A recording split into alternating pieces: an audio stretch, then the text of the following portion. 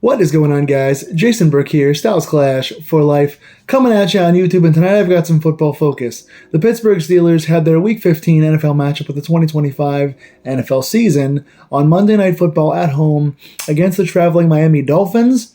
And I've got to say, I know right off the bat, I'm recording this on Wednesday night. The game was on Monday night. I am 2 days late. I am sorry. The reason for my apologetic tardiness was that I was at the game. I went to the game in person with some friends. Shout out to Larry Beth and my friends that took me out to the game. It was the coldest Steeler game that I've been to, I think, in my entire life. The high was 19 for the day. I'd be willing to wager by the time we got to halftime with the wind chill, it was probably below 0 degrees. I did a lot of walking, did a lot of sitting in the cold. One of the coldest games of my entire life. And the body had its toll taken with all the walking around that I did. That being said, I feel happy to know that it was worth the sacrifice. I had a great time with friends, and we got a big victory. Pittsburgh beats the Dolphins 28-15. By now you know the score, but I'll still give you guys a brief rundown. Hot crowd. Pittsburgh crowd still came to party, to be shirtless and be crazy and cheer on the Steelers. This was a big win. Baltimore beat Cincinnati and is keeping pace with us as of right now. Both of our schedules are getting a little bit tougher. We've got Detroit coming up. They've got the Patriots, I believe. So tough schedules ahead. Baltimore got a big win this week, so we had to win to keep pace and get ourselves to 8-6, which we did. Pittsburgh wins 28-15. First half started very sluggish, very cold, very slow, very conservative. We come out and the Dolphins get a field goal, and then toward the end of the half, last 3 minutes of the first half, we drive down to get a nice touchdown and go up 7-3 at the half. And I'm thinking, okay, it's going to be a game of field goals now. It's going to be a field position battle. It's going to be slow. And Pittsburgh turns on the Jets. 3 second-half touchdowns, wind up with 4 touchdowns for the game. And really, Miami only had 3 points until late in the fourth quarter. Miami comes down in the fourth and gets 2 chunk play touchdowns to make the score seem more competitive than it was. But for the most part, I mean, Pittsburgh really kept the Miami receivers bottled up. A good day for our secondary. A little bit of pressure. We got 4 sacks. A lot of that came down to Tua holding the ball. Tua Tagovailoa was not making very good decisions. He was not playing his best football. Miami has been hot. They won, I think, 6 out of the last 7 games coming into Monday night. So they were on a tear recently. The 2 big weapons they have are Jalen Waddle and Devon Achane. Achane played pretty well. Still got 5 yards of carry, 60 yards on the ground, 60 yards through the air. He was the only real offensive weapon they used properly. Darren Waller did get 2 touchdowns both in the fourth quarter. One was a play where Asante Samuel had pretty good coverage, but Waller, the bigger guy, boxed him out, went up for a jump ball and got a one-on-one. They couldn't be defended very well. And the other one, he got past Kyle Duggar on a crossing route in the back of the end zone to make the score more competitive. But all in all, Pittsburgh plays a pretty solid game. Let's go ahead and get to the stats, and I will kind of tell you guys how things went down. Aaron Rodgers, 23 of 27, just 4 incompletions. Was a pretty conservative game once again. It's not the offensive breakthrough that I had hoped for. Once again, the new additions are not doing a ton on offense as far as wide receivers go, but they are allowing other guys to get open, and they're running proficient routes, and they're just playing NFL football, where I think our undersized guys had a hard time getting themselves separated and getting allowing guys like DK to get open. So Rodgers goes 23 of 27, 224 yards, 2 touchdowns, no picks. The 2 touchdowns, one goes to DK Metcalf in the middle of the field. Rodgers threads in a ball when he was a one-on-one ball and the safety was coming up. DK makes a nice catch in between the corner and safety, throws the safety off, stiff arms the guy across his body, throws the guy off, jukes back to the middle of the field, breaks 2 tackles, and gets in the end zone. True monster is DK Metcalf. The other touchdown is a play-action fake play that goes to Marquez Valdez-Scantling. Scantling's first catch as a Steeler goes for a touchdown. That is his first catch in 2 weeks.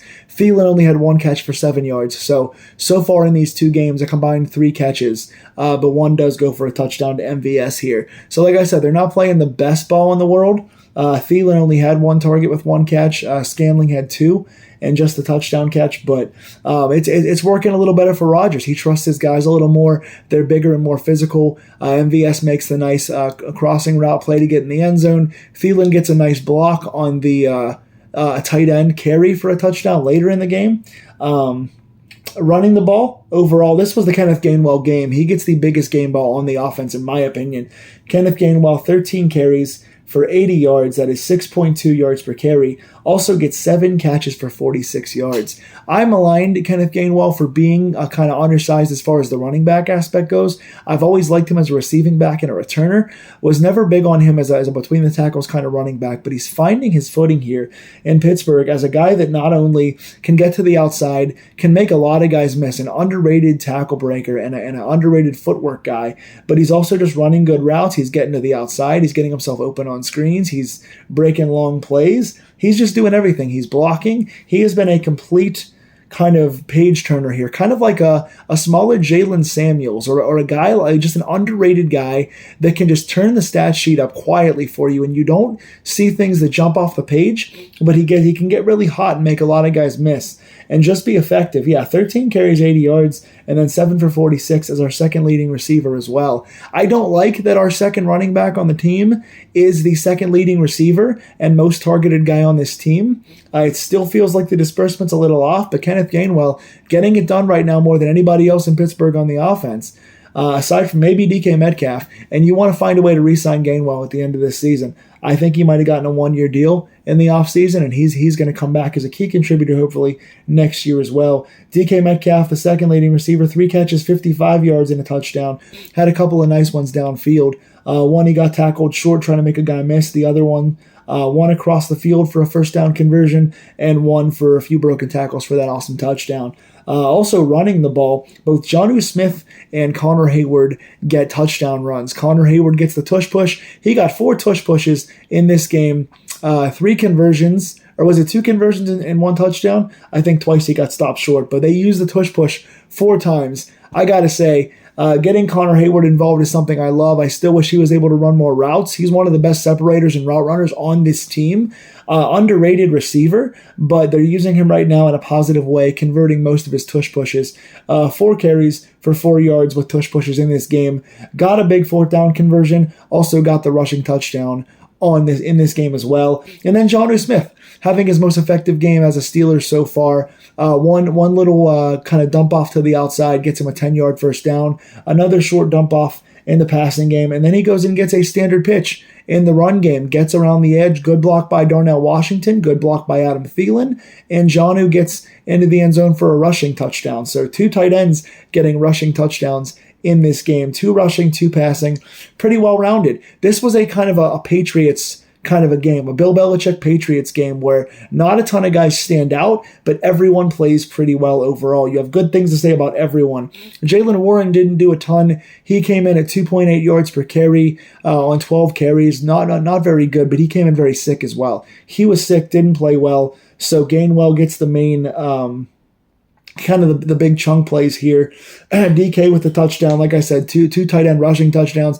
Pat Freiermuth got 3 nice targets in this game for 3 good catches.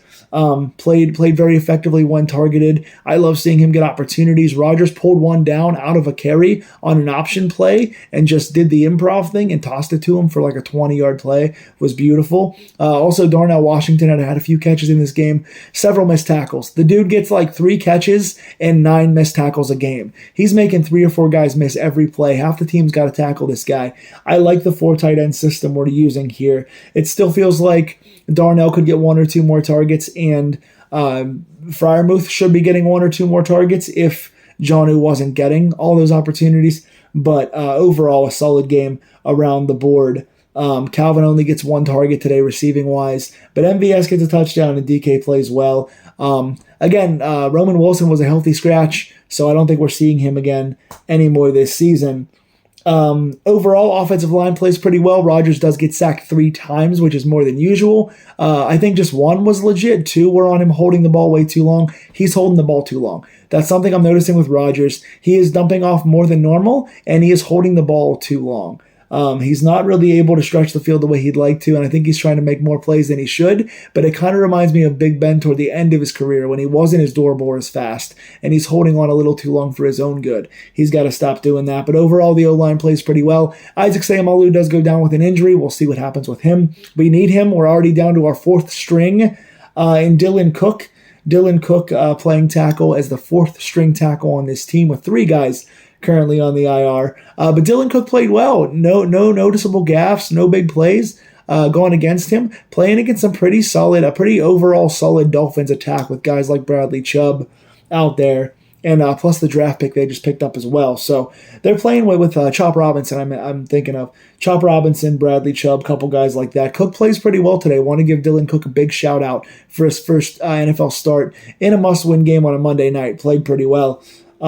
Defensively, Asante Samuel gets a pick. I like to say he did get boxed out on the one touchdown later in the game. Not much he could do about that against a bigger guy, but he's got good ball skills. Comes in underneath a Tua throw, kind of disguises the play, covers well, floats back. The ball floats up in the air. Samuel shows good ball skills, gets the interception. Love to see that. He was around on 3 or 4 tackles in this game as well. One was a really good tackle in the run game. Samuel gets the start because James Pierre didn't play today. He was hurt. Pittsburgh had lots of injuries.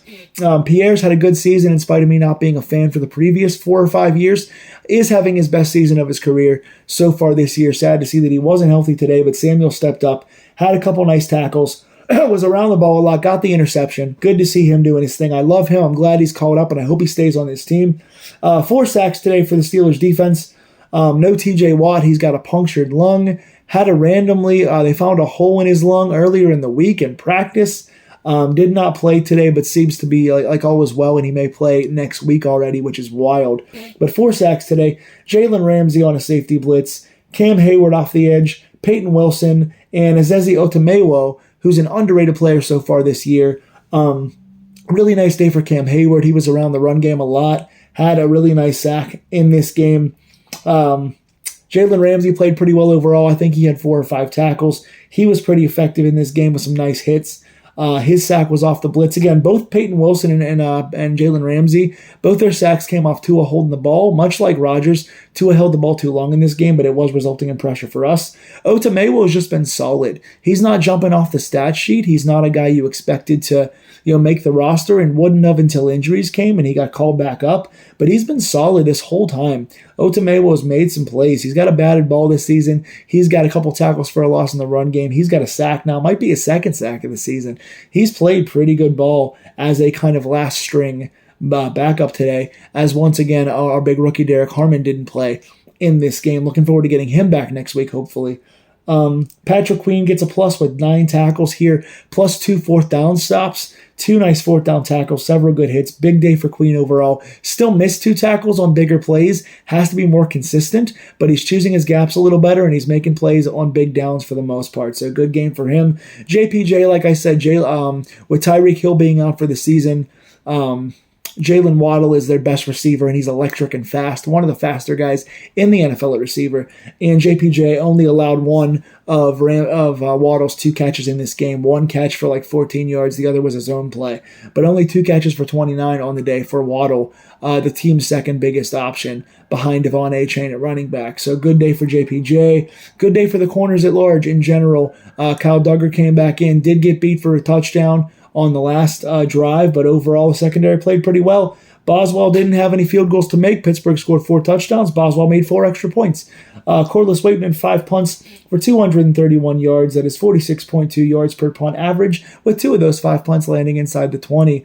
Overall, again, nothing jumping off the stat sheet. The offense is not bombing the ball down the field. The starting running back isn't getting a ton. Everyone's getting 3 or 4 targets. It's kind of an everyone do everything kind of offense. The defense not getting a ton of splash plays, just 1 turnover. The sacks were on held balls, but still, we went in there playing against a team that won 6 out of 7 games in a must-win game in prime time, and had one of our most dominant wins of the season, where Rodgers looks good with 4 incomplete passes on the whole day, and Gainwell helps carry an offense with 4 tight ends and a bunch of receivers getting involved. So good to see Pittsburgh get to 8-6 here. Like I said, we're going to be watching closely as Baltimore plays against the Patriots. We've got Detroit. We're going to Detroit at 4:25 on Sunday.